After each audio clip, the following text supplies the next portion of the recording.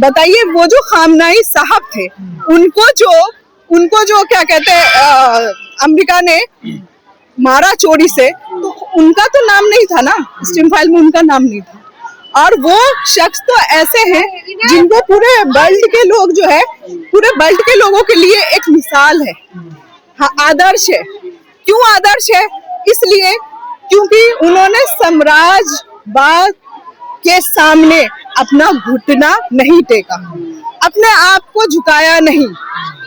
वो खुद शहीद हो गए और अपने आप को उन्होंने किसी बंकर में या कहीं बंद नहीं किया, अपने आवाम के लिए वो खड़े रहे। लेकिन प्रधानमंत्री जी, अब जिस तरीके से इजराइल और अमेरिका के साथ में लग नहीं रहा, जो दोस्ती पुरानी ईरान से थी वो कहीं ना कहीं खत्म कर दी है। और देखिए ना, कितनी चुप्पी साधे हुए हैं हमारे मोदी जी, बिल्कुल एक लफ्ज भी नहीं बोल रहे। नहीं बोलने का मकसद तो यही है कि जिनके साथ ये दोस्ती निभा रहे हैं वो दोस्त तो है नहीं, वो इंसान ही नहीं है।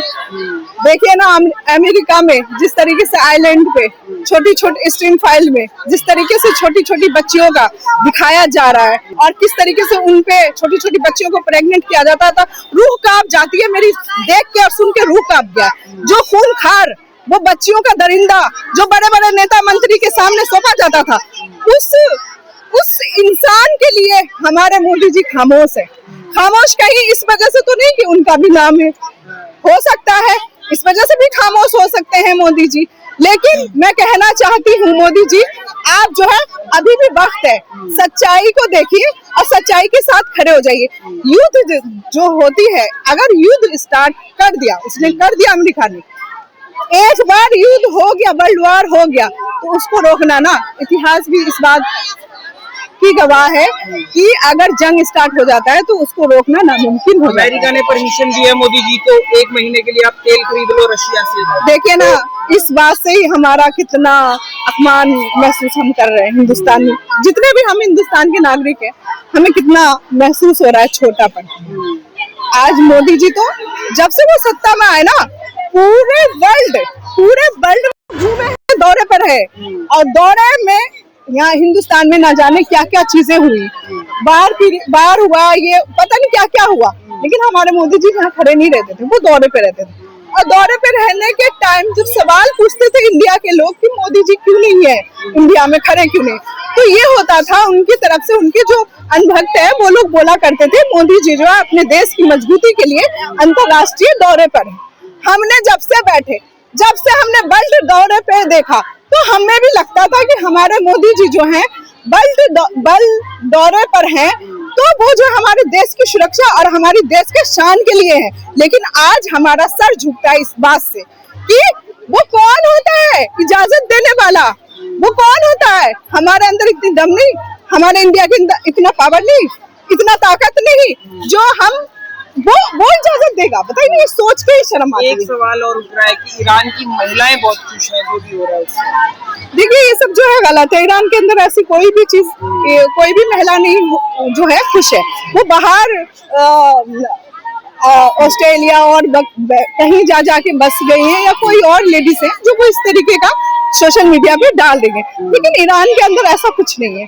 ईरान के अगर मान के चलो वहाँ है भी समस्या, हमारे हिंदुस्तान में भी तो बहुत सारी समस्या है, हर देश में समस्या है ना, तो उसको अगर हमारे मोदी जी जैसे भी तो हम किसी और देश वाले को हुक्म तो नहीं देंगे ना, या कोई और देश वाला आके हमारे मोदी जी को तो नहीं मारेगा, कैसे मार सकता है, नहीं मार सकता ना, हमारे देश का मामला है। तो अमेरिका को किसने अधिकार और किसने हक दिया जो वो वहाँ हमला किया, उन्होंने क्यों किया? खामनेई साहब तानाशाह हो गए थे, वहाँ की जनता के लिए करना ये बहुत जरूरी था।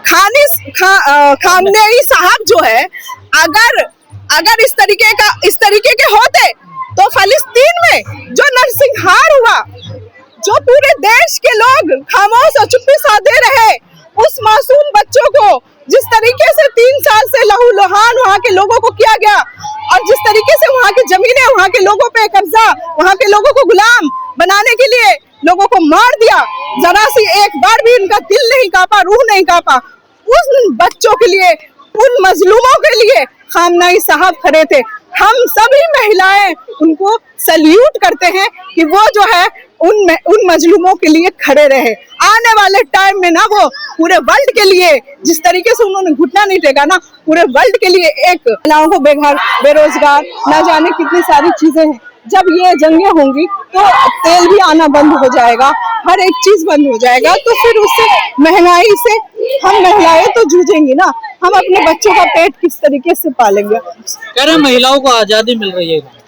हाँ, देखिए ना कितनी अच्छी आजादी मिल रही है। अपने देश की ही बात करते हैं। अपने देश में जिस तरीके से महिलाओं पे शोषण हो रहा है, शोषण हर एक तरीके से शोषण हो रहा है। चाहे वो नारा था मोदी जी का बेटी बचाओ बेटी पढ़ाओ, बेटियां हमारी पढ़ नहीं पाई, चाहे वो नारा था जहाँ पे झुग्गी वहीं पे मकान, क्या हमारी महिलाओं को बेघर नहीं किया गया?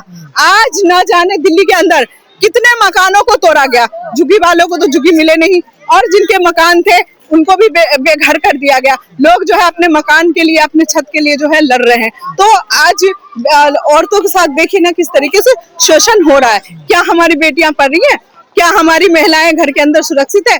आज दिल्ली के अंदर देखिए ना, सिर्फ दिल्ली का 15 दिन का रिपोर्ट, 509 महिलाएं लापता हो गई। कहाँ लापता हुई? और आज तक का हिसाब आप सोच ही सकते हैं कितना। और पूरे देश भर का देखिए, जिनका की लिस्ट में नाम भी नहीं है, वो कहाँ लापता हो गई, वो कहाँ रह गए, कहाँ है, उनका कोई पता है? कोई जानकारी है? क्या हमारी पुलिस या प्रशासन पता लगा पाई? कितनी शर्म की बात है। हमारे मोदी जी जो संस्कारी हैं, जो अपना, हम लोग भी सभी उनका सम्मान करते हैं और समझते हैं कि वो कितने संस्कारी है, लेकिन हम सभी का सर जो है शर्म से झुक गया। क्यों झुका? क्योंकि स्ट्रीम फाइल में जो है हमारे मोदी जी का नाम आता है। बताइए कितनी शर्म की बात है। आज तो देश के अंदर जो है हिंदू मुस्लिम ना जाने क्या क्या, रेडी पटरी वाले अनंतराज के नाम पे किसी का घर छीन लो, पता नहीं तरह तरह की चीजें हो रही हैं। लेकिन दूसरी तरफ जो है हमारे देश का नाम बदनाम हो रहा है, हम लोग का सर झुक रहा है। जो महिलाओं के हक हैं, जिन मुद्दों के ऊपर सरकार बोल रही है, लेकिन वो केवल कागजों तक ही सीमित रह जाती हैं, वो महिलाओं तक नहीं पहुंच पाती। ये काफी सारी जो योजना सरकार समय समय पर चलाती रहती है, लेकिन उन योजनाओं को मतलब मिल पाने में काफी सारे डॉक्यूमेंट सरकार मांग लेती है जो महिलाओं के पास नहीं होते, और उनको पूरा करवाने में उनका समय बीत जाता है, तो वो योजनाएं भी मतलब दरी की दरी रह जाती हैं। भारत में जो महिलाओं की स्थिति है उसको आप कैसे देख रहे हैं? देखो जी, भारत में जो महिलाओं की स्थिति है बिल्कुल दयनीय है। अब मतलब ये जो सरकार सत्ता के अंदर बैठी हुई है, अब तो महिलाओं के ऊपर इतने अत्याचार बढ़ गए, जो हम ब्याह करें तो भी मतलब बिल्कुल गलत है। और जो ऐसे प्रोग्राम है, महिला दिवस है या 26 स्वतंत्रता दिवस है, ऐसे 15 अगस्त है, ऐसे मौकों पर जो बलात्कारी हैं उनको मतलब सम्मान फूल मालाएं पहरा के उनको बरी कर दिया जाता है। तो ये हमारे लिए बहुत ही दर्द की बात है। हम ये कहते हैं महिलाओं का सम्मान होना चाहिए, और मतलब सरकार बात करती है सबका साथ और सबका विकास। क्या महिलाओं का विकास हो रहा है? महिलाओं के ऊपर तो इतने अत्याचार बढ़ रहे हैं। आज हम एक 60 साल की बूढ़ी से लेके और जो 10 साल की बच्ची है वो भी आज सुरक्षित नहीं है, घरों में भी सुरक्षित नहीं है। क्योंकि महिला का तो काफी लोग कहते हैं मनुवादी जो सोच के लोग हैं, मनुवादी तरीके से ये देश चलाना चाहिए। क्या मनुवादी सोच के जो सरकार मतलब बैठ जाएगी तो क्या हमारी महिला सुरक्षित रह पाएंगी? वो ना घर पे सुरक्षित रहेंगी और ना ही बाहर। मनुवाद, क्योंकि मोहन भागवत है, उन्होंने पहले ये कहा था कि जो महिला है वो केवल 4 दीवारी के अंदर रहनी चाहिए, 4 दीवारी से बाहर नहीं जानी चाहिए। तो हमारे जो देश के काफी जो संघर्षी लोग हैं, महिलाओं ने जो देश आजाद करवाने में कितनी महिलाओं ने अपना जो मतलब वतन न्यौछावर कर दिया। रानी लक्ष्मीबाई थी और जिमरी बाई थी, और काफी जो महिलाएं ऐसी थी जिन्होंने अपना देश आजाद करवाने में अपना जो मनुवादी व्यवस्था की जो बात करते हैं लोग, वकालत करते हैं, क्या फिर से महिलाओं को अधिकार देना नहीं चाहते जो संविधान में अधिकार मिले? संविधान के ऊपर तो बिल्कुल हमला है, गुलाम बनाना चाहते हैं, बिल्कुल गुलाम बनाना चाहते हैं।